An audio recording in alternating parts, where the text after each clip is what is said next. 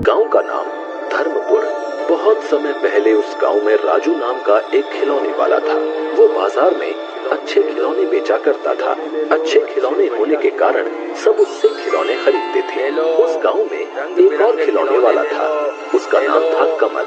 वो राजू से बहुत जलता था।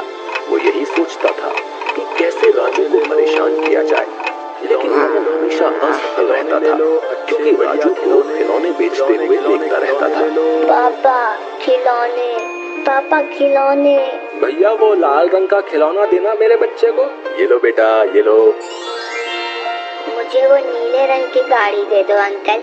अरे ये क्या, इतनी भीड़ लगाकर खड़े हैं पर फिर भी मुझसे कोई खिलौने खरीदने नहीं आ रहा है। ले लो, ले लो, रंग बिरंगे खिलौने ले लो।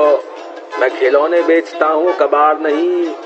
दाम कम, खिलौना अच्छा, एक बार खरीदने के बाद चले सालों साल।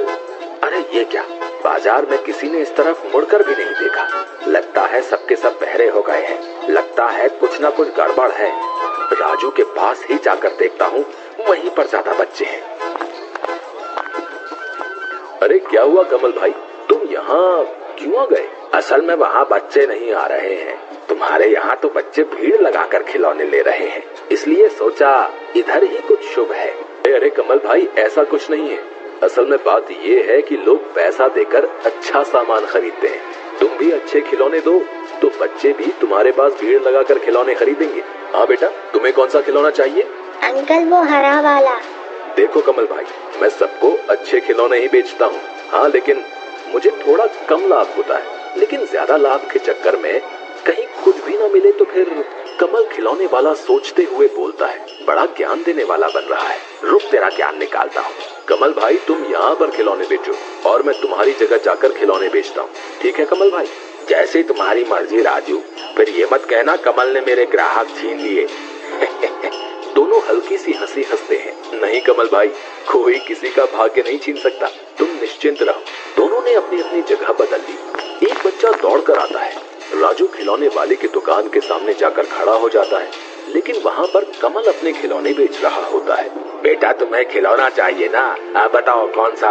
अंकल वो राजू अंकल कहाँ हैं? मैं उन्हीं से खिलौना लेता हूँ। कमल राजू की ओर इशारा करते हुए बच्चे को बताता है। बच्चा दौड़कर राजू के पास जाता है। अगला दिन चिंता में घूमते हुए राजू खिलौने वाले के घर जाता है।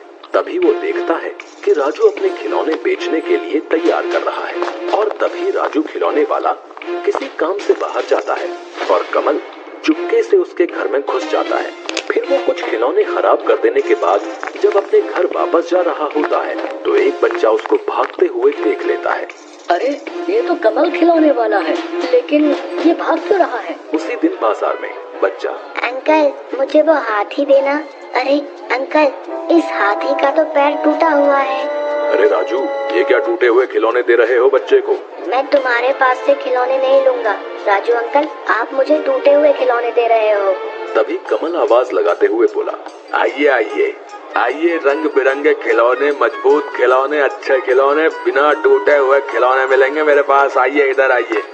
तभी बच्चे दौड़कर कमल खिलौने वाले की दुकान पर चले जाते हैं और उससे खिलौने खरीदने लगते हैं। अगले दिन राजू खिलौने वाला सभी खिलौने अच्छे से पैक करने के बाद चारों तरफ अच्छे से देखकर तौलिया लेकर नहाने चला जाता है।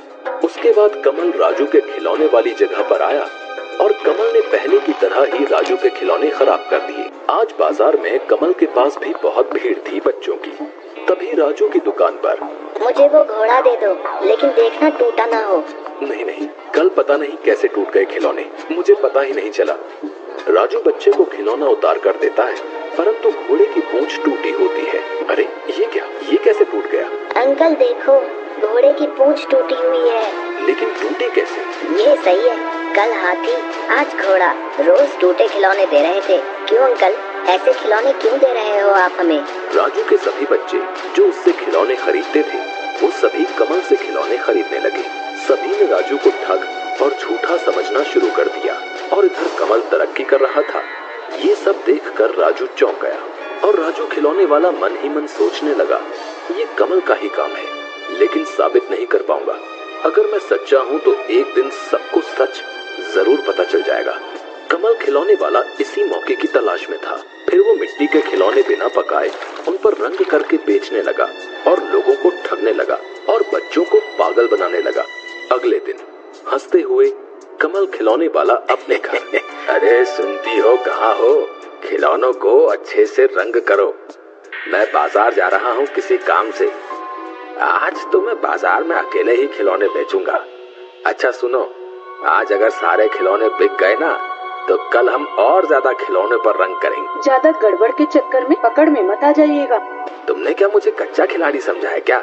हम खिलौनों पर ऐसे रंग करेंगे कि ना किसी को पता चलेगा कि खिलौना कच्चा है क्या पक्का है। कोई समझ ही नहीं पाएगा और मुझे लाभ ही लाभ होगा। ये बोलने के बाद कमल जोर जोर से हंसने लग जाता है। अच्छा सुनो, फिर तो आप सुनार से कहकर मेरे लिए एक हार तो बनवा देंगे ना? बताइए ना। बनवा दूंगा, तुम थोड़ा सब्र रखो। है, समझ गई। कमल की पत्नी गीता ने खिलौनों पर अच्छे से रंग किया।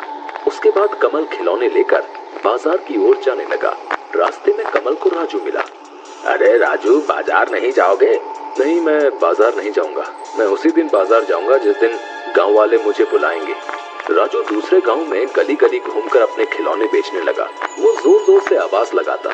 धूप से, गर्मी में उसे बहुत कष्ट होता था, पर इसके अलावा राजू के पास और कोई दूसरा रास्ता नहीं था। राजू खिलौने वाला दूसरे गांव में आवाज लगाते हुए, खिलौने ले लो, खिलौने ले लो, खिलौने ले लो, अच्छे बढ़िया खिलौने, खिलौने खिलौने खिलौने ले लो, खिलौने ले लो, अच्छे बढ़िया खिलौने। कमल रात को घर में लाभ के पैसों का हिसाब कर रहा था और कमल की पत्नी लालची नजरों से देख रही थी। कमल हंसते हंसते कहता है, अरे सुनो गीता, आज सारे खर्चे को छोड़कर लाभ हुआ है 700। कल और ज्यादा खिलौनों पर रंग करना पड़ेगा। आज खिलौने कम पड़ गए बाजार में, सभी बच्चों को नहीं दे पाया। अच्छा सुनो, अपने कालू सुनार से कह तो दिया है ना? कह दूंगा जी, कह दूंगा। महीने के आखिर में ही कहूंगा। काम थोड़ा जमने तो दो। अगले दिन बाजार में, मुझे वो गाय चाहिए काले रंग की। बच्चा खिलौना लेकर बोला, ये क्या अंकल, इसका तो रंग उतर रहा है। क्या? नहीं तो। ये देखो अंकल, रंग मेरे हाथ पर आ गया। हो सकता है, हो सकता है। कल हमने इस पर ज्यादा रंग कर दिया था, इसलिए हो सकता है। छुपकर एक बड़ा आदमी देख रहा होता है। वो बोलता है, रंग ज्यादा करने से तो ऐसा नहीं होता। ये क्या बात हुई? ये तो कुछ गड़बड़ लगती है, छानबीन करनी पड़ेगी। वही आदमी राजू को मिलता है रास्ते में। क्या राजू भैया, बाजार में नहीं बेचते अब खिलौने? नहीं भाई, पता नहीं क्या से क्या हुआ, कुछ भी समझ नहीं पाया। मैंने सब अच्छे तरीके से खिलौने तैयार किए, लेकिन जब बाजार में जाकर बच्चे को दिए तो कुछ खिलौने टूटे हुए निकले। फिर दूसरे दिन भी ऐसा ही हुआ। राजू भैया, मुझे जरा शक हो रहा है, बताऊं कि ना बताऊं? नहीं, अभी नहीं बताऊंगा। पहले सबूत जुटा लूं, उसके बाद बताऊंगा। सच्चाई की जीत होती है और बुरे लोगों की होती है हार।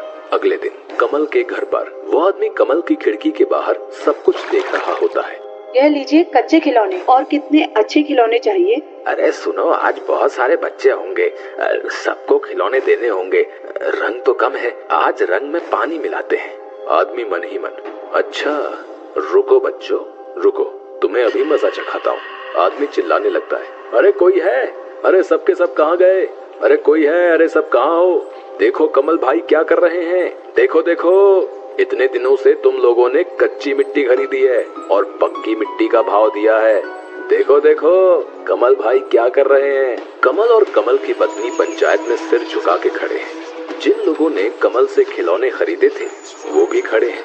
पंचायत में आदमी बोलता है, कमल भाई ने राजू भाई के खिलौने खराब किए, क्योंकि उस आदमी ने कमल को राजू के घर से भागते हुए देखा था।